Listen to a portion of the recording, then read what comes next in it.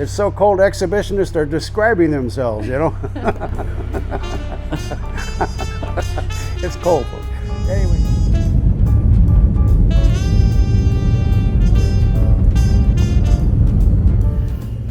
Welcome to Sault Ste. Marie, Michigan. Soo Locks on our left.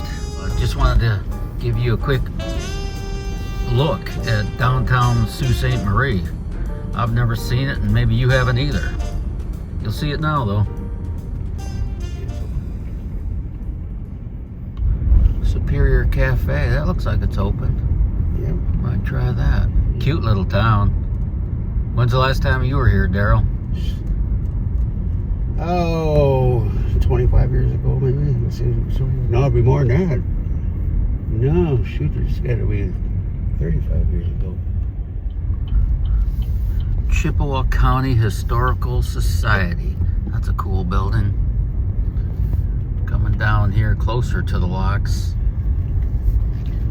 Soo Locks, St. Mary's Falls Canal.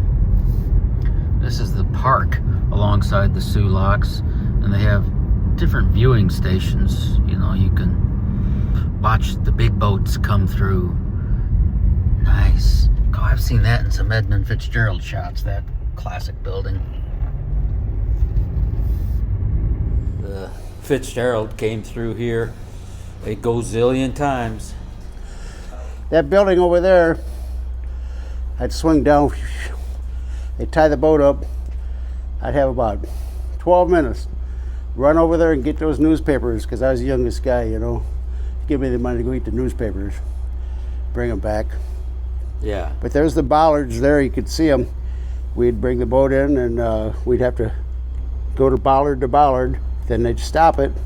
Unlike the canal down in Panama, they got mechanical things on land, you know what I'm saying, that moves the boat. Yeah. This is all done by winch. Winch from the boat. Yes, exactly. Yeah, yeah. When the Fitz is coming in and you can see some people sitting on deck, and they thought the one was David Weiss, maybe. David Weiss. Or Weiss, how you say Yeah. it. It was taken from right here because... I know that photo well. Yeah, it's Dave Weiss on deck just sitting there as the Fitz is Right. being guided through the locks here. Yeah. And when she would hit the locks coming in, remember, she was out of... They'd bump the lock and bump a couple plates in. That's where she narrows down like that with that 26,000 tons plus the weight of the ship. I mean, you don't just put the brakes on, you know. Yeah. And so she'd bump it. It didn't take much of a bump to make some damage there. Yeah, so. there were collisions in the Soo Locks with the Fitzgerald a few times. Yes, Yeah. exactly. But in looking at this, you can see where the boats have rubbed along the side here. It's these boats, there's only that much room to spare on either side. That's how wide these things. The Fitz was 75 feet wide, and that ain't much more than 75 feet. That might be 80. I don't know what it is, but it's amazing to me. It's all gravity fed. They don't need pumps. They don't need electricity, and it's just an amazing piece of engineering. Because this is the lifeblood of our country, of our economy. The steel industry is still, you got to have cars, you got to have buses, you got to, you know, big semi trucks are made out of steel. They're not made out of plastic, you know. So the iron ore coming down has got to be, this is, during World War II, they had 7,000 troops here to protect this. It was so valuable because we had to make jeeps, you know, and tanks and this kind of stuff. And they're all gravity fed. They don't take any pumps. That's what's amazing about the whole thing. So the water comes down from Lake Superior, they raise and lower it, and when they empty it, it just heads downstream into the St. Mary's River now. That's pretty cool. Lake Huron takes what Lake Superior can send her. That's what I'm talking about. Hey, happy Veterans Day. Thank you. Air Force veteran of what, 8 years? 6 years. 6 years, okay. And that was a long time ago, 67 to 73. Hey, everything's a long time ago for you. Oh, man. Like I said in another video, I'm not old, I've just been young a really long time. How was your day yesterday at the Whitefish Point Light Station for the 50th Commemoration Ceremony? You Amazing. seem to be overwhelmed by people. It was amazing. I've never seen that many people congregated outdoors since a Jimmy Buffett concert back in the 90s, you know. Yeah. And I don't remember much of that, to be honest with you.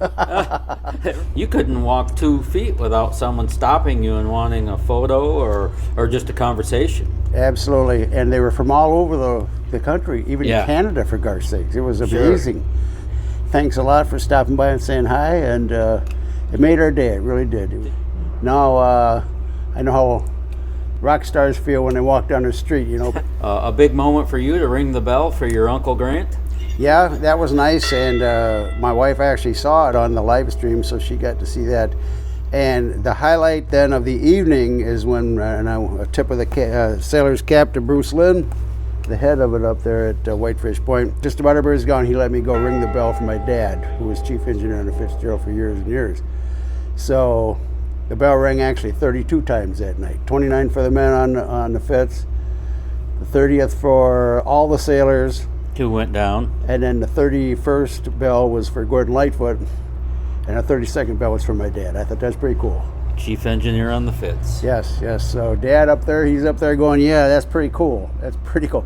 38 years the old man went up and down these things. Think about that one, boy. 38 years. And everybody was so friendly. They really was. It was always good vibes. And to see that there was, 3,000 people for that 2 o'clock service. And like you said, the cars were parked for 3 miles. Folks at home, I'm telling you, you could feel the love. You could. Yeah. I think you'd agree with me. You could Yeah. feel the love of the whole thing. It was The amazing. whole thing was really powerful. Yeah. I think the staff there at Whitefish Point Museum did a Amazing. fabulous job. When we say the icing on the cake there up at the Whitefish, just everybody being so friendly, and all the fans that watched this were just tremendous. And for all of you that could drive up and make the trip, tip of the sailor's cap for making it. And nice to meet everybody. It really was. It's tremendous to meet you. Oh, There was no just negativity of 3,000 people there. There was no negativity whatsoever. And this has been an experience I'll never forget. I know that. And folks, if you ever get a chance, you got to get up at Whitefish Point.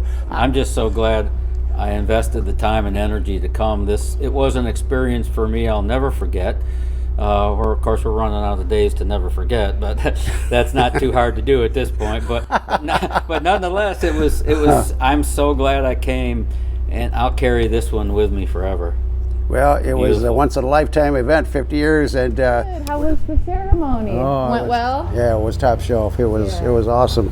The daytime thing was just so filled with love out there and stuff, but the inside one, you could feel this. There was a lot of sadness in there. Imagine, yeah. And big difference in the way people were reacting. You know. Big But it deal. was a good time, and I mean, when I say good time, I mean it was memorable. I think that's the Yeah. best way to put it.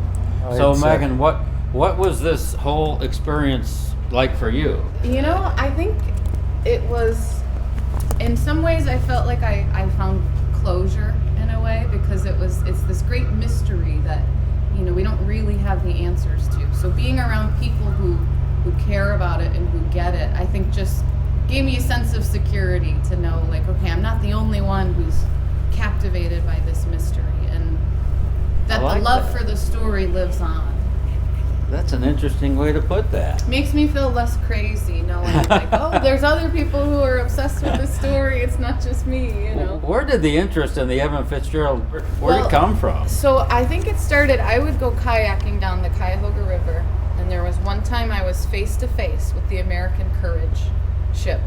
And I mean, I was the size of an ant next to this thing in my little kayak, and I, just being so up close and personal from that moment on, I was hooked, and I was chasing them around. I'd find them on my marine traffic app, and I'd go Sure.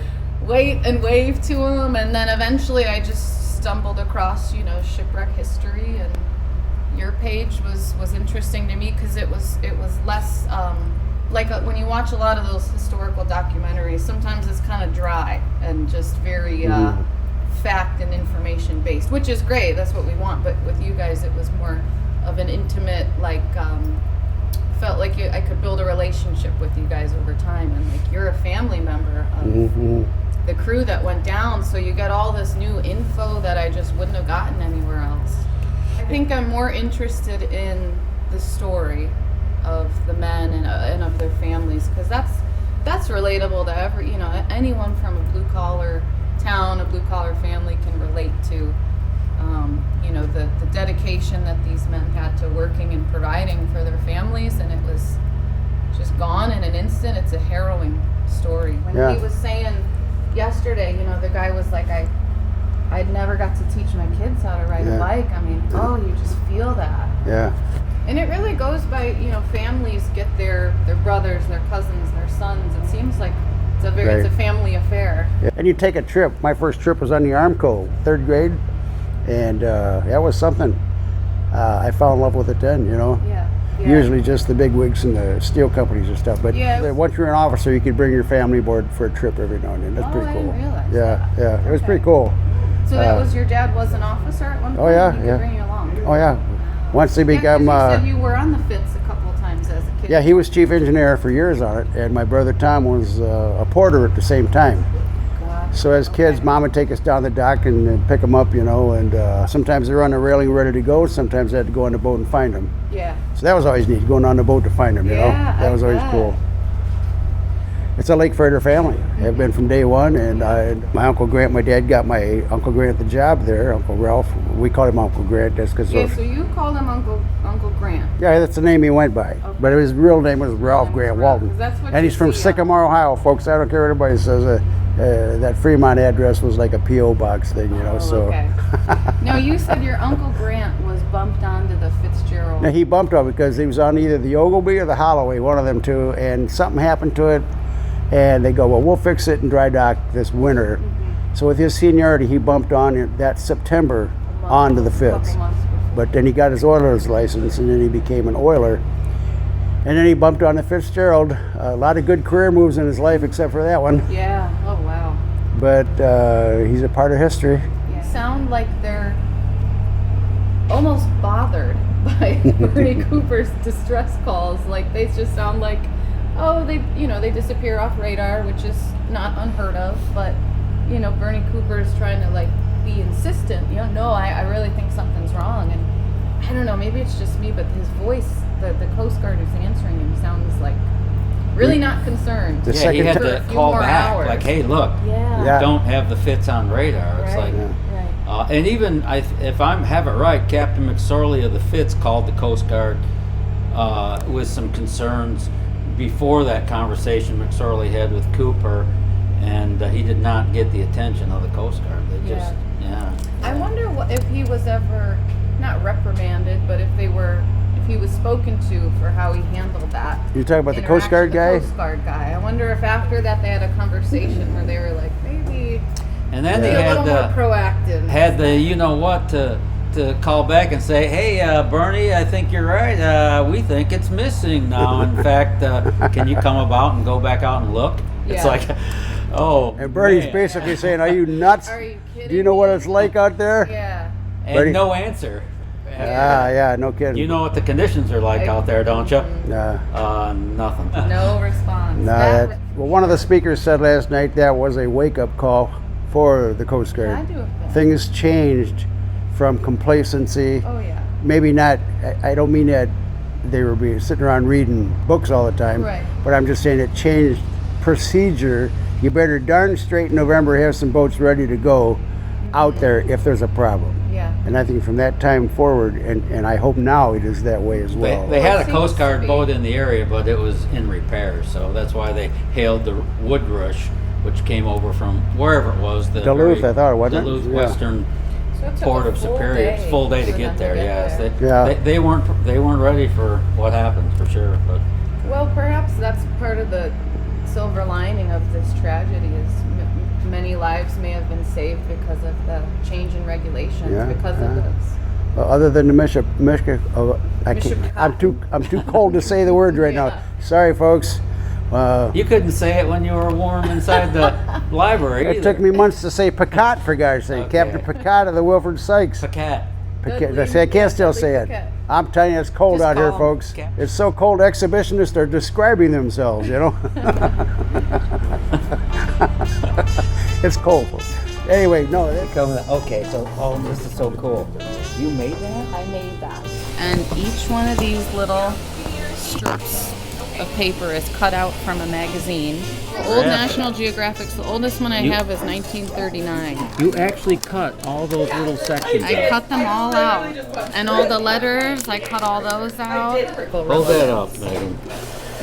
That is so cool. Yeah, the water, same thing. I just found articles that were featuring water, lakes, rivers, streams, and just cut them out and pieced them together like a puzzle. And I got your little logo here. The moon is from a little astrology book from like 1955. This is from a big astrology book that I have, and this is actually what happens when a star implodes and dies. This is what it looks like, you know, through the telescopes and all that. So it all kind of means something symbolically, you know. It's one of the nicest gifts I've ever received. The creativity and the thought behind it. Yeah, well, I'm glad you like it. I love it. So that was part of kind of what made me really lock in and make it out here. I was like, I gotta either give it to him or mail it to him. See, so. Darrell, she doesn't have like friends and family to bounce off Edmund Fitzgerald stuff off of in her age bracket. I mean, yeah, no one my age nobody knows really what cares, I'm right, about. or what you're even talking about. So she had to drive a gazillion miles to Whitefish. Well, I'm glad she did. Fulfill her, I don't want to call it a dream, but Yeah. your desire to learn I'm more about the definitely fish. interested in learning as much as I can. That's interesting that you are interested. Well, rest assured, we're going to keep digging, and any new stuff comes out. We got a real good chance of getting on the Anderson now. I met the head guy for Great Lakes Great Lakes Fleet last night. And thanks for the super cool sticker. That's going on the car. Absolutely, yeah. Yeah. You and Darrell will have matching stickers now. Yep. It's about all we match on. What was your last job that you retired from? Was it? High-speed ferry boats on Lake Erie. The Jet Express, you ever hear that on Put in Bay? Yeah. I was there 11 years. Okay.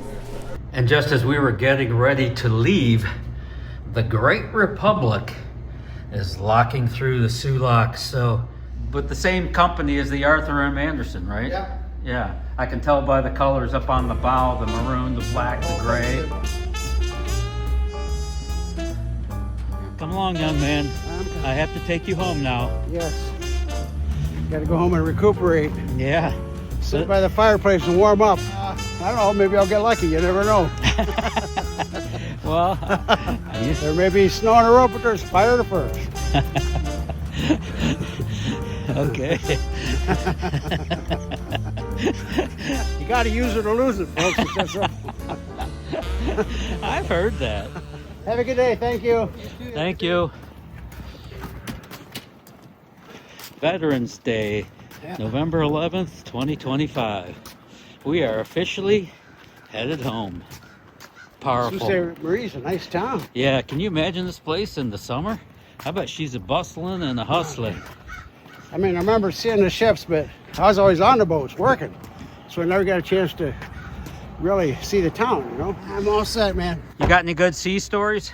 Let's just get one sea story started. I'm going to start it for you. Okay. There we were. It was a dark and stormy night. Okay, that's all you get for now. We're working on the rest. Sault Ste. Marie, we enjoyed you. What? Look at your windshield. I think you got a ticket. Violation. City of Sault Ste. Marie. Well, I always wanted to help keep the economy going. Oh, no, we were supposed to put money in there. Oh, shoot. That's what that woman walking up and down the street was. Oh, I can appeal it. Nah, I think I'm just going to pay it. Let's get out of here. Oh.